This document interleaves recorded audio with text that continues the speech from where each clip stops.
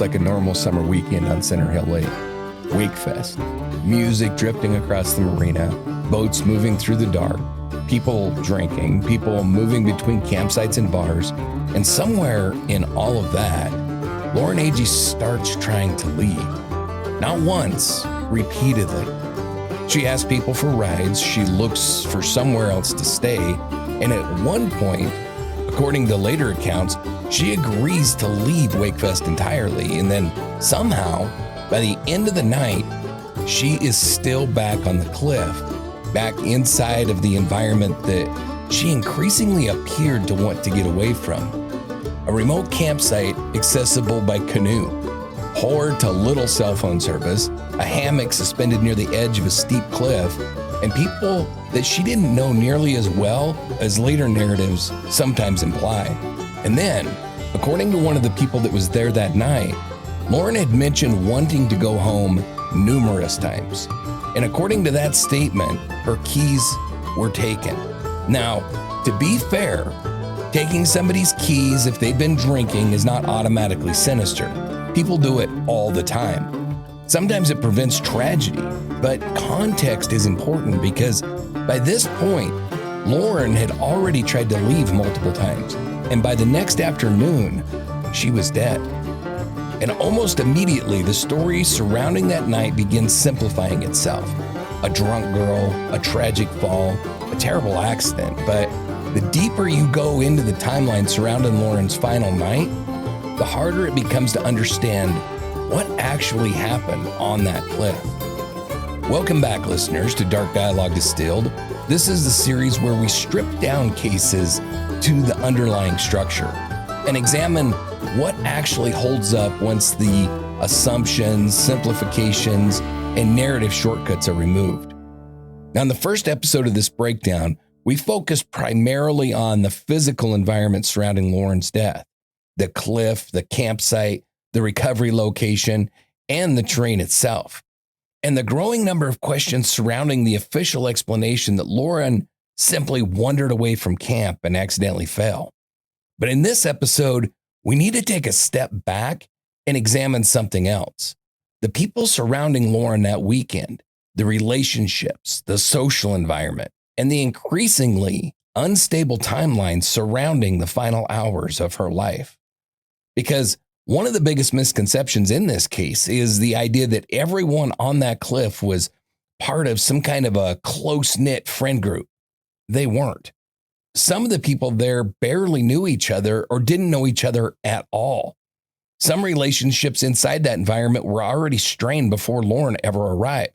And by Saturday night, Lauren's documented behavior increasingly points in one direction, away from that cliff, away from that group, and away from WakeFest entirely. This episode is not about forcing a murder theory, and it's not about pretending that any kind of certainty exists where it doesn't. It's about examining why the timeline surrounding Lauren's final night becomes so difficult to stabilize once you start comparing the statements, the movements, and the known behavior surrounding the people that were involved. Because after the last independently confirmed sighting of Lauren alive, almost everything that follows comes from recollections, changing narratives, conflicting statements, and explanations that don't always fit together cleanly.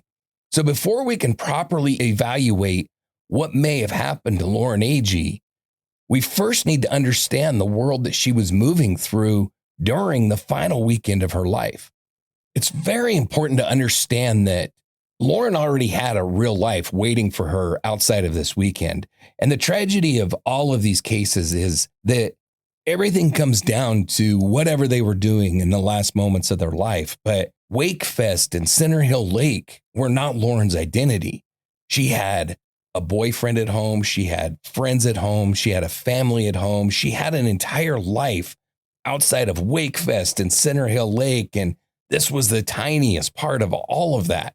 This wasn't somebody that was arriving and unattached or socially adrift. She had what is described as a very close relationship with her boyfriend, Chase Mitchell. And Chase wasn't able to go to WakeFest that weekend, but he had plans to have some kind of a get together at his house on Saturday night. And Lauren had said that she planned to be back to attend that with him.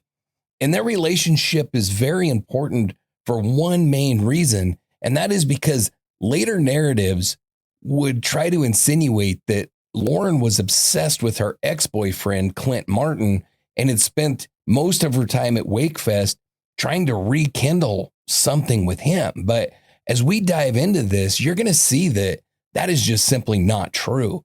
Matter of fact, you'll see evidence that points completely the opposite direction. And so the real question becomes, why are people trying to make it seem as though she was trying to get with Clint? Her and Chase had been dating for quite some time. And from all the accounts that I was able to find, this wasn't a casual relationship. They were really talking about future planning. This was a relationship that was growing and very likely headed somewhere in the future. And another very important point about Chase is that Lauren told him that she was going to be staying in a cabin for the weekend. She also told her mother that. She also would tell friends that. The cabin weekend theme is going to keep reoccurring in this case. And it's fascinating for a few reasons that we're going to be discussing. And it's a detail that matters enormously because it changes the entire psychological framing of that trip. And what she walked into was not a cabin weekend, and it is not what many people later imagined it would be. Now, Hannah Palmer was Lauren's connection into that cliff environment. They had been friends for a long time, but when I interviewed Lauren's sister, Allison, she really described that friendship as having become more of an on again, off again type of friendship, maybe fair weather friends, that kind of a situation. As far as her relationship with my sister goes, they were kind of your on again, off again friends, kind of seasonal friends, I guess you could say, because they would be friends for a little while and then they would kind of go their separate ways, just other friends, other things going on in life. Hannah would get a boyfriend or vice versa. And then they would come back together and they'd hang out again and then it would kind of ebb and flow. So they were friends for a long time, but I don't think they were like connected at the hip, lifelong, like everyday besties. Hannah and Lauren were not friends by this point that were hanging around together all of the time. And Lauren's mother, Sherry, had some real reservations about Lauren going on this trip with Hannah. And I think that that points to maybe some friction or something occurring in that relationship with Hannah and Lauren over the course of time that made that friendship kind of start to fizzle. And Hannah had recently started dating Aaron Lilly. This was a relatively new relationship. And that WakeFest weekend was going to be kind of their public coming out party as couples. And Aaron's social world increasingly becomes the dominant structure surrounding that campsite and that weekend and everything. And that's important because this is Aaron's social world, not Lauren's. So you can think of Hannah as being effectively Lauren's bridge into that cliff group, into that circle of people that she would be spending the weekend with. And it's important to note that, again, this is not Lauren's group. This is Aaron's group that Hannah has brought Lauren into. But that relationship between Hannah and Aaron really appears even more layered than later retellings would suggest. And once Lauren arrives at WakeFest, the social gravity in the environment increasingly revolves around Aaron Lilly. Now, Chris Stout was another person that was there that weekend, and he was unknown to Lauren before WakeFest. From everything I was able to find, they met each other at WakeFest, and Chris is tied closely to Aaron socially. So Lauren already, as soon as she gets there on Friday, is not entering an environment that she was expecting, and she's not entering an environment that she is familiar with. She had just started dating Aaron recently, and Chris was a third party to all of this. He was not, according to Hannah, she did not know Chris, and my sister did not know Chris. So when everybody got there for the weekend, Chris joined, and that's when my sister and Hannah both met Chris, supposedly. Now, if Hannah's boyfriend is Aaron, you would think she would know his friends, especially the friends that would be close enough to come hang out with them all weekend. But, I'm not Right. going to assume, but The campsite quickly starts to look like overlapping social circles with unequal familiarity. Some of these people knew each other very well. They'd known each other their entire lives. And some of them didn't know each other at all, such as Chris and Lauren. And that brings us to another interesting, confusing, mystifying member of that Cliff group, and that's Brix Gambrell. Brix was there with Aaron long before Hannah and Lauren would arrive. He helped Aaron set up the campsite, and he was there for the weekend. But in later retellings, he disappears entirely, which is interesting.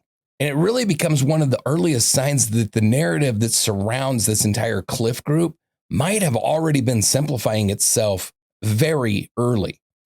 He strikes me as an odd addition to this whole story anyway, with them being so secretive about whether he was up there that night and not. And I don't know, that whole thing just strikes me as super odd. it is because he was there and he was present that weekend. And I mean, he even made social media posts as well, just like Chris did, about how fabulous their weekend was. So he was there and he was present, but why he has been kept under such wraps, I don't personally know. I know that I've heard rumors and things that, he was up there that night and he was possibly involved in the situation. But if that were to be true, for some reason, he has been very well protected. It really becomes one of the strangest details in the case, and that is how Brix disappears from almost all of the narratives about that weekend. And now that doesn't prove that he's guilty of anything, but it does suggest that the story surrounding the Cliff may already have been narrowing very early on before the investigation ever even began. So Lauren and Hannah got to WakeFest on Friday evening, and that evening, that group and everybody that was attending WakeFest went to Fish Lips, which is at Pates Ford Marina, right across from the cliff where the group was camping. And that Friday night appears to fundamentally change the entire emotional atmosphere surrounding the cliff. And that is because Aaron's ex-girlfriend, Cassie Franks, is there that night. And she confronts Aaron because Aaron has apparently been keeping in contact with her and carrying on a clandestine relationship with Cassie while he is with Hannah. And Cassie has proof of it. She had the text messages or whatever to prove it. And so Hannah and Cassie end up getting in a fist fight in the parking lot that night, which completely destabilizes that entire environment. Cassie ends up leaving. Another friend of Lauren's is there, and that is Samantha Arnold. And Samantha is the one that had originally invited Lauren to WakeFest, but then had to cancel because they didn't have enough room for Lauren. That's how Lauren ended up going with Hannah. And Samantha had come with Cassie Franks. Well, after the fight, Cassie Franks gets in her car and she leaves, which leaves Samantha stranded there for Friday night. And Samantha ends up going back and spending the night on the cliff with that entire Cliff group and Lauren and everything. So we have public conflict and obvious instability in this relationship between Hannah and Aaron. Everything is kind of blowing up at this point. People are taking sides, and Lauren increasingly is sitting inside an environment that's becoming very socially uncomfortable around her. So they go back to the cliff that night. They spend the night. By all accounts, everything went okay. But you can see how the social dynamic is probably kind of uncomfortable. I think we've all been in situations where, you're with a couple, the couple is fighting, and you're like, okay, this is freaking awkward, and I need to get away from here. And I think that might be what was going on with Lauren. And then you add to that the other dynamic that was happening on that cliff, and that is the sleeping arrangements, which I find is odd. And I wouldn't be surprised if Lauren was feeling like she was a little bit set up, because there was a tent in which Hannah and Aaron were going to be staying. So Lauren is probably not going to be sleeping in that tent with a couple, Hannah and Aaron, which means she's going to have to sleep in the hammock. There's 2 hammocks that are strung between trees right over that 90-foot cliff that looks down over Pates Ford Marina. One would logically think, okay, well, there's 2 hammocks. Chris is going to get one hammock and Lauren's going to take the other hammock, except for the fact that Bricks was there. Even though he doesn't show up in any of the narratives, he's completely washed out of the entire weekend for whatever reason that I can't really explain. But when you're looking at the sleeping arrangements, that detail is extremely important, because if he's there, then he's going to be taking up that other hammock, which means Lauren has no place to sleep except on the ground or share a hammock with a stranger. Now, Bricks wasn't a complete stranger to Lauren like Chris was. They had gone to the same school, and Lauren apparently knew him, but they ran in different circles. They were not friends. And according to Lauren's mom, they really didn't know each other that well. You know, it's just somebody that she went to school with. Now, what the deciding factor was to share a hammock with Chris and instead of Bricks, or I have no idea about that whole dynamic, but Bricks's presence is very important because it removes that second hammock as being a viable option for Lauren, which is something that really bothered me about this story until the whole Bricks situation came up. And then I was like, okay, well, that makes sense. She didn't have any other options. So I think Lauren felt trapped, and it almost reads to me like a kind of a weird setup, and not one that's that unusual in a group of kids that age to think that, okay, we're going to get Chris and Lauren together, so let's set this up so that Lauren has to share a hammock with Chris. I'm not saying that that is what happened. I have no clue what happened. I wasn't there, but I do think it makes sense and it fits. So the entire group goes back after the fish lips fight and incident and chaos. They go back up to the cliff, and it's during that canoe ride back up there that you can hear them kind of joking, and Hannah makes the comment, kind of the tongue-in-cheek joke that they're going into a death trap. There's a cliff on both sides, and they're going into a death trap. But they go up there, they spend Friday night, they get up on Saturday, they do some cliff jumping, they participate in the events of WakeFest, and from all accounts, Saturday was a relatively normal day on the lake. Nothing really stands out about Saturday through the day. It's just a standard day on the lake during a major festival like WakeFest. And then we move into Saturday night. And the more you examine Saturday night, the more Lauren's trusted anchors appear to exist outside of that cliff group. Different people, different environments, and importantly, different exits. And that pattern really becomes impossible to ignore. And by this time, Saturday night, Lauren increasingly appears to be moving in one direction, and that is away from the cliff. And before we can understand why that matters, we have to understand the cliff itself, because the physical environment surrounding that campsite may have shaped far more of this case than people initially realized. So we talked about that cliffside camp spot in the first episode, and we'll be discussing it as we work through this entire case.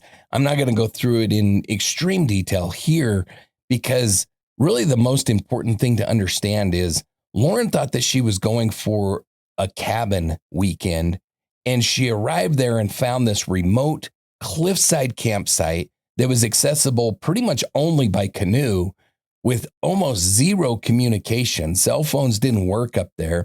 The terrain was extraordinarily steep and difficult to maneuver around, and it really limited any kind of independent mobility once she was on that cliff, meaning she couldn't just easily go back to the marina or easily go somewhere else.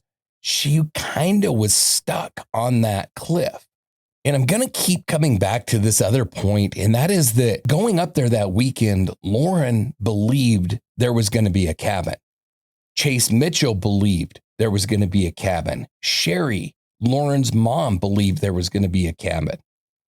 And Lauren continues to refer to a cabin throughout this entire weekend, which is interesting because she'll continue to refer to it as a cabin even after Friday night when she's already slept on that clip face. And I don't have a good explanation for that. I just have to wonder if psychologically it made it easier for Lauren to accept what was actually happening. Lauren had a fear of heights. So sleeping at the top of a 90-foot cliff had to at least be uncomfortable for her. And so I think that consistently referring to that spot as a cabin was her way of emotionally dealing with the reality of where they were actually going to be sleeping. Obviously, the word cabin creates a very different mental image than what actually existed on that cliff. And I think psychologically that distinction is really important because once Lauren physically arrived there, the environment became much more isolated than she really realized heading into it. And then the other very important thing about that camp location is the very poor cell signal that they had around the campsite and the lack of any ability to charge the cell phones anyway. It's reported that calls and texts struggled to connect and go through. Communication was inconsistent at best. And Lauren tried multiple times to contact people from the outside world, and those attempts failed, or they attempted to contact her and those attempts failed. So this increases her isolation, very likely her frustration, and without a doubt, her dependence on the people nearby there, which becomes very important once Lauren increasingly wants to get away from WakeFest. She wants a ride out of there. She wants to sleep somewhere different. She wants to go home. So by Saturday night, the cliff was no longer just a campsite. It had become isolated. It had become socially unstable, and it had become very difficult to leave and increasingly disconnected from the safer environments that Lauren appeared to be moving towards earlier in that evening. And that's where the timeline surrounding her final night really starts becoming more uncomfortable, because the next question is no longer what was the cliff. The question becomes, why did Lauren increasingly seem to want to get away from that cliff environment? Lauren spoke to her friend Jade, and she reportedly told Jade that she was not having a good time and could Jade come and get her? And Jade was unable to come and get her, and Jade tried to call Lauren back, but the call would never go through, which brings us back to the poor cell service. But this was, I think, the first attempt of Lauren trying to get away from there. And there isn't any more details about what not having a good time means or what exactly was bothering Lauren. We've talked about some of the things that I suspect for sure: sleeping on a cliff, sharing a hammock with a stranger. All of that, I think, would make most of us feel uncomfortable. So it's not surprising that Lauren wanted out of there. And she also had planned to be home Saturday night to attend Chase's party. And so this call with Jade really becomes one of the clearest direct windows into Lauren's mindset during that final night. She's not excited to be there. She's not wanting to continue the party. She's not wanting to stay longer. She's wanting out. And then at Fish Lips Bar that night, Saturday night, Lauren is spending time with some of her other friends. And that's another interesting dynamic that I think really points to Lauren's mindset is that night at Fish Lips, Lauren is not with the Cliff group for that night. She is drinking and having a good time with other people and almost seems a little bit distant from Aaron and Hannah and Chris, and Bricks is a friggin' mystery throughout this entire story. So, but one of the people that was there that weekend was Teresa Shelton, and she was there with her son, Evan, and Evan and Lauren were really good friends. Teresa was older. She's not the same age group as Lauren. She's really more like a mother figure. She was not drinking heavily. And so Teresa's recollections of that night become extremely important because they're not inhibited by alcohol. And they're coming from an adult perspective, which is definitely different. And Lauren asks if she could stay in Teresa Shelton's RV. And obviously that RV would represent somebody that she trusted and a safe place for her to stay. But she learned that her ex-boyfriend, Clint Martin, and his new girlfriend, Callie, were going to be staying there. And so she backs away from that idea, which is fascinating considering the fact that the narratives from the Cliff Group the following day, the very next day, are that Lauren wanted to get back with Clint. Lauren tried to make out with Clint that night. Lauren was chasing Clint. Lauren wouldn't stop talking about Clint, which is interesting because if Lauren wanted to reconnect with Clint, if she had spent the entire weekend fixated on Clint, why would she pass up an opportunity to sleep in the same RV with Clint? That'd be a perfect situation for them to potentially rekindle that lost relationship. But that's not what Lauren does. Instead, as soon as Clint comes into the picture, Lauren backs off and says, no, forget about it. And Clint would later say that Lauren never approached him that weekend. Lauren didn't try to make out with him. So that entire story is just fiction, which is interesting. And I think that Lauren's refusal to then stay in that RV absolutely disproves all of the Clint narratives that are going to be coming out after Lauren is found dead. Now, that doesn't automatically answer anything. It doesn't necessarily prove anything, but I do think that it matters. And then also Saturday night, Samantha Arnold, who had spent Friday night on the cliff because she was stranded, she makes plans to leave with Cassie and go back home because Cassie came back to WakeFest after the Friday incident. She comes back. Samantha's going to go home with her. And Lauren reportedly responds to that news with, quote, "Oh my God, I want to go home too." And so Samantha offers her a ride and Lauren accepts that ride. And she says that she just has to go and tell Hannah that she's taken off, but she ends up never returning. Now, we don't know why, and I'm not insinuating that there's anything sinister about her not returning. Who the hell knows what happened? But it is interesting that she wants out and she wants that ride and she wants to go home. And that quote is not like a, gosh, I don't know if I should leave or if I should stay. I'm really torn. Oh my God, I want to go home is very clear about where Lauren's mindset was by Friday night. This entire encounter with Samantha, I think, really is one of the most important behavioral sequences of the weekend because it doesn't point to some kind of vague unhappiness. This is Lauren actively attempting to leave and stating, frankly, that she wants to go home. So we don't really know what happened between her telling Samantha, oh my God, I want to go home too, and not returning. But we do know that somewhere between that conversation and Lauren returning back to the Cliff Group, that exit disappears. And then Aaron Lilly would later state that Lauren said that she wanted to go home numerous times that weekend. And remember, we're only talking about Friday night into Saturday. So we're not talking about an entire weekend. We're talking about essentially one day. So it seems like Lauren wanted to go home almost immediately. And Aaron would say, quote, "Me and Hannah obviously weren't going to let that happen. And so they took her keys and they hid them behind a tree."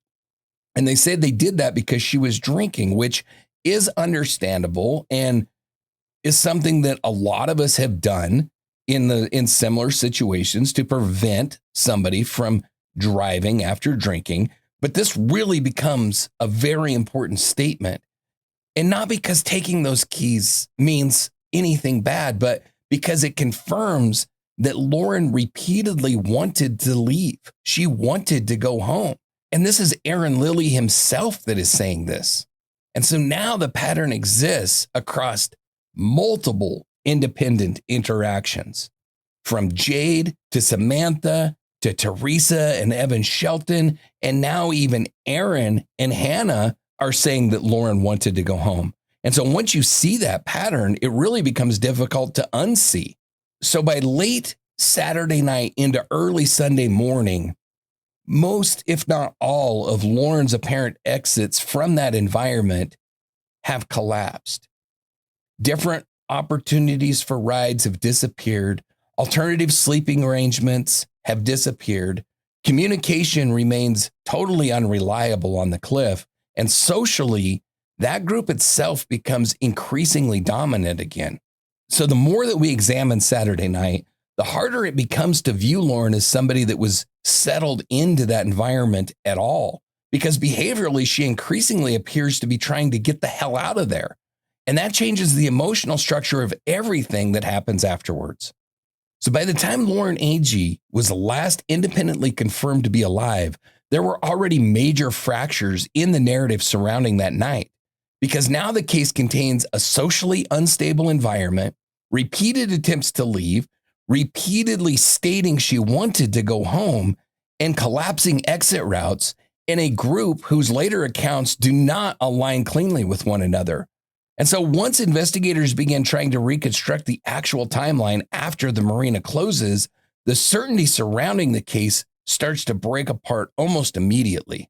So off-duty White County Sheriff's Sergeant Chris Yarchuk was working security for WakeFest that weekend.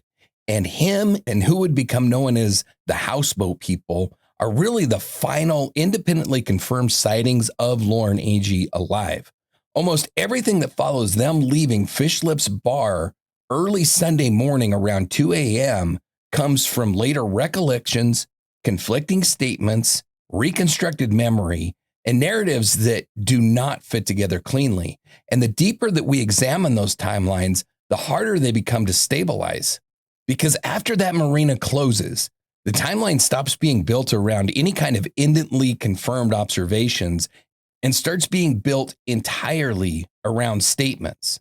So her and that group walking out of Fish Lips and speaking to Chris Yarchuk, they actually asked him for a cigarette, becomes a very important matter because it's tied to something external. It's tied to the bar closing. It's tied to interactions with an off-duty officer who is working that weekend as security. So he's not drinking, and part of his job is observing people. That becomes very important. But after this point, the timeline loses any kind of structure immediately.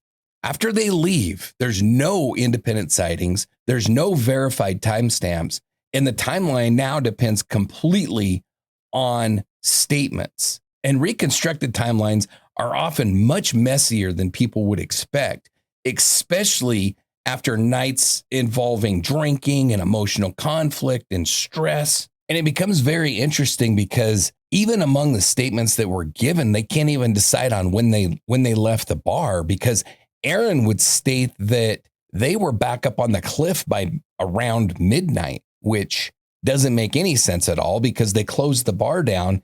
And I really struggle to reconcile that discrepancy, because even after a night of drinking, you typically remember closing a bar down. I find it highly unusual that Aaron would think that they were back up on the cliff by midnight. But we'll be breaking that all down when we go through the timeline in detail. It's just important to note now because it really displays how unreliable memory or recollection or whatever the hell this is. Because from midnight to 2 a.m. is not a minor memory drift. The problem is the entire sequence appears to shift. The timeline doesn't just become fuzzy.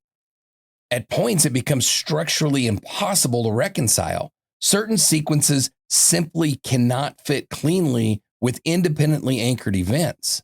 Now, what really happened that night? Because multiple different versions have emerged. Some of the versions say that Lauren stayed at the campsite. Other versions say she left briefly and then later returned. Other versions say she left to go find Clint. Some versions have her in the hammock and other versions have her leaving.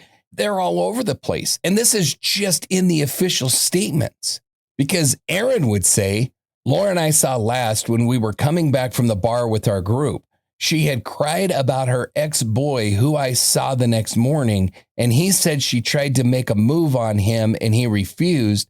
Said we last saw her going to a houseboat. She was last seen by me, I would say midnight, before Hannah and I got to bed in our tent at the campsite. That was the official statement given by Aaron Lilly on the day that Lauren's body was found. Now, what does Hannah have to say? Hannah says, last night we were at Patesford Marina. We got in the canoe to go home, the cliff.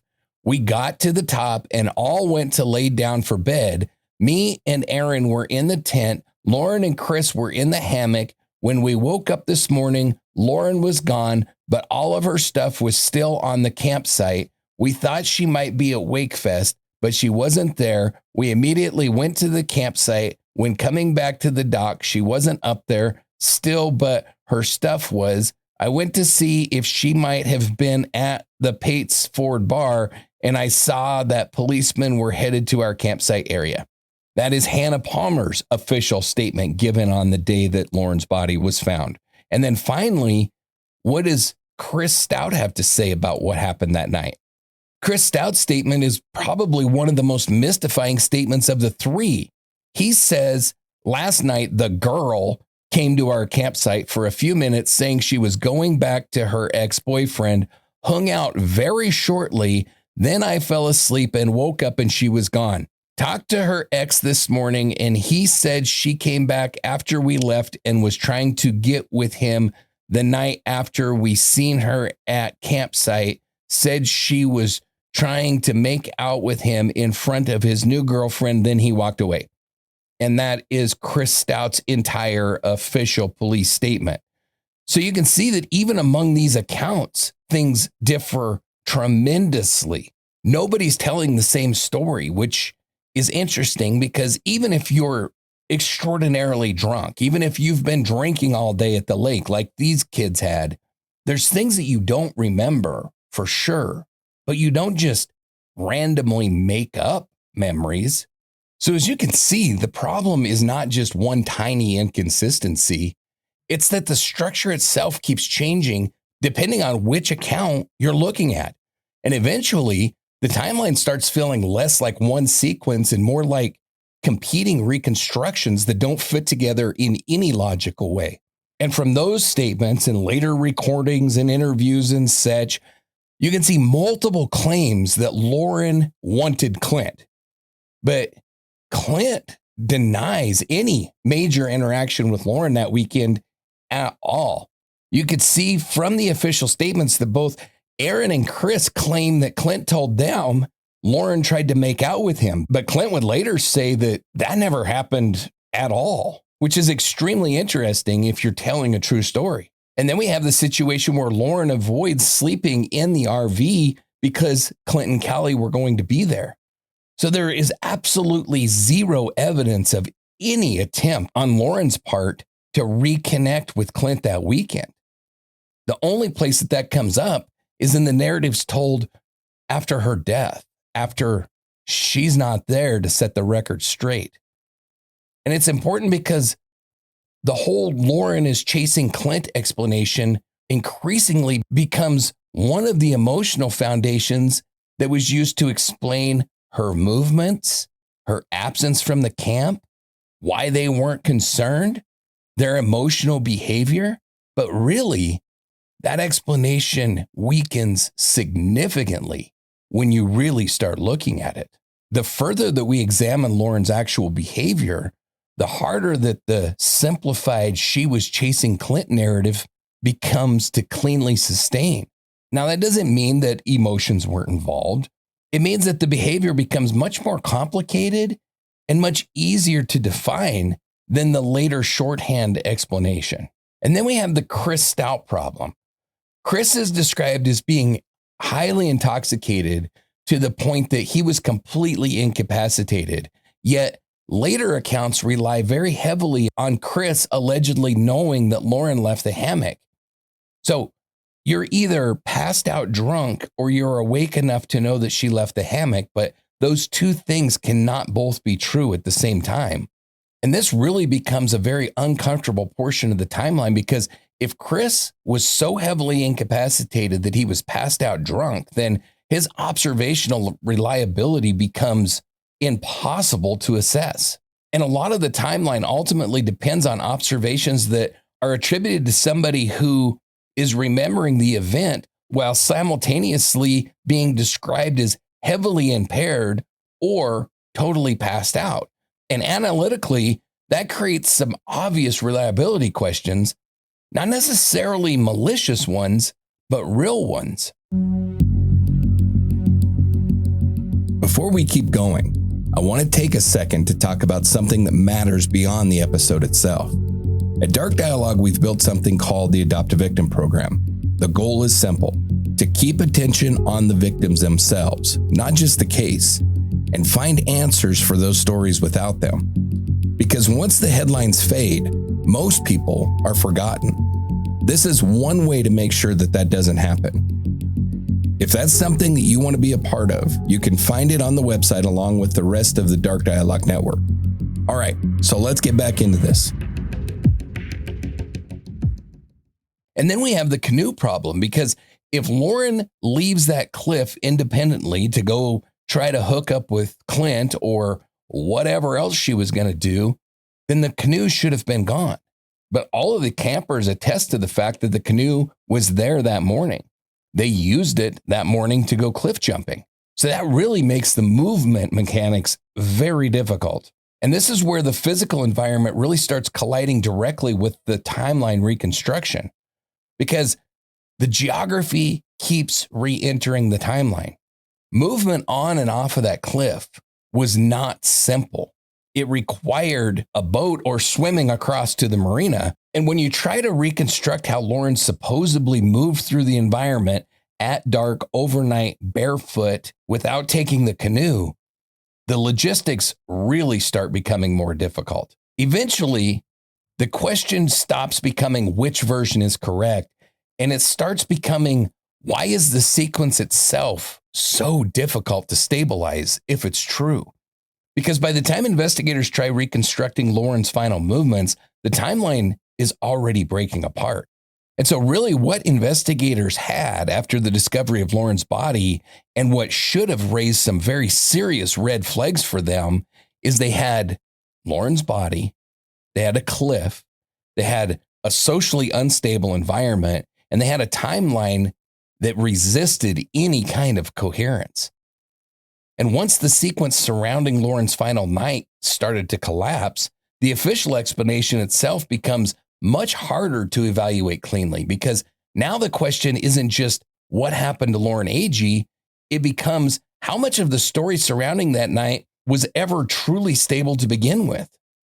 Lauren's case continues haunting people, not simply because Lauren died, but because the story surrounding her final night never made any sense, and it was completely unstable.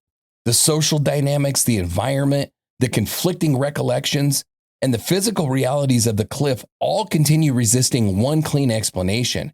And once uncertainty becomes embedded that deeply into a case, it rarely disappears. And one of the most important things to understand about Lauren Taylor Agee's case is that doubt did not emerge years later through internet conspiracy culture. The instability was already there almost immediately, because from the beginning, the timeline, the environment, and the social dynamics surrounding her final night never fully settled into any kind of coherent story. At a surface level, the case sounds very simple. A group of young people were out drinking in dangerous terrain, and initially that explanation understandably made sense to a lot of people, but the case never fully fits cleanly. And the discomfort surrounding this case comes less from one giant smoking gun and more from accumulated friction, a timeline that won't stabilize, behavior that doesn't align, environmental realities that complicate the movement, and a social sequence that increasingly feels unstable. Human beings naturally simplify unstable events after the fact, especially traumatic ones. And over time, the Lauren Agee narrative increasingly compresses itself into something that's emotionally easier to process.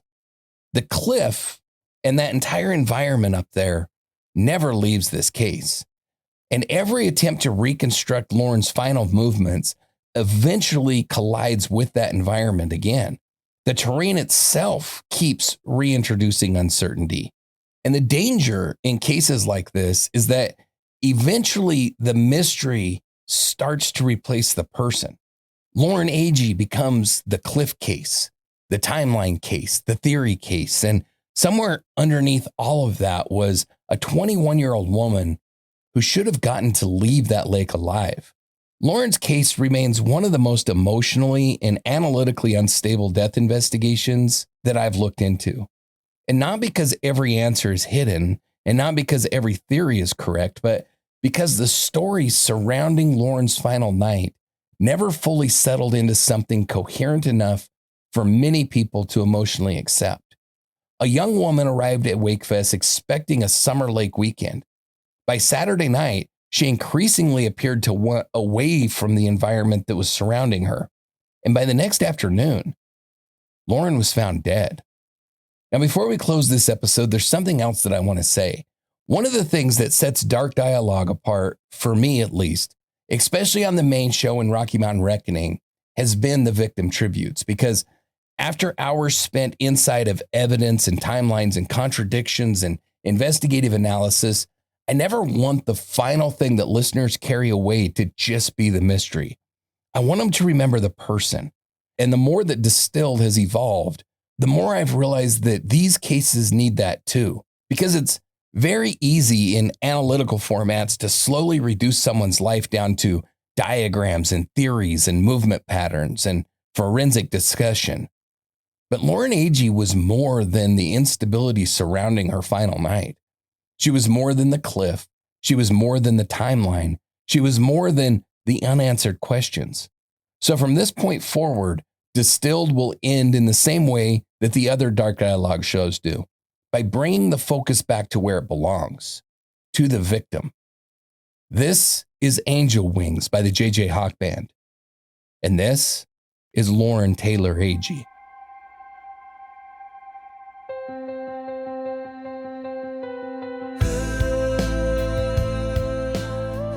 One of the hardest things about cases like Lauren Agee's is how quickly the person disappears beneath the instability.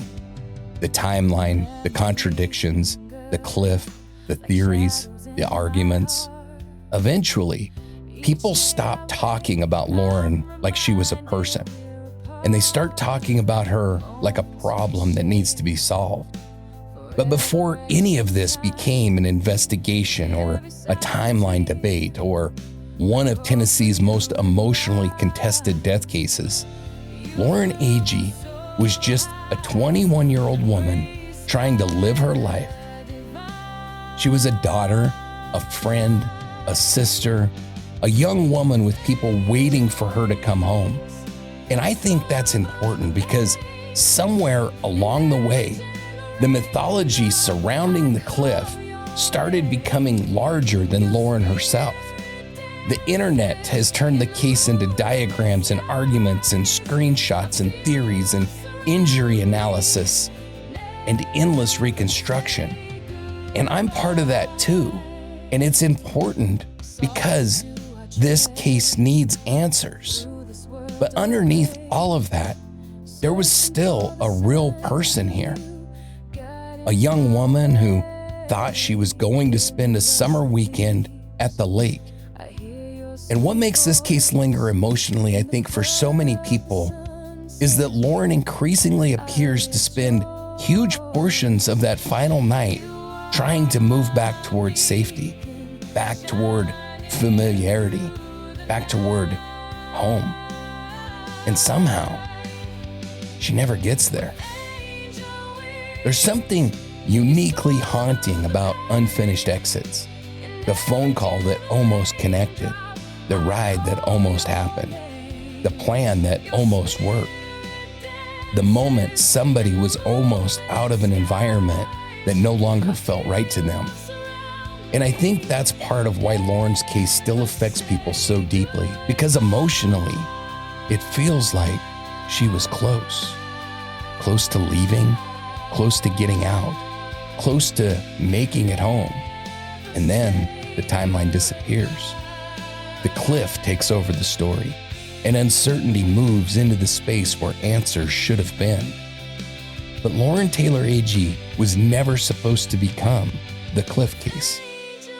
She was supposed to keep living, keep laughing with friends, keep building a future beyond a single weekend in the summer of 2015.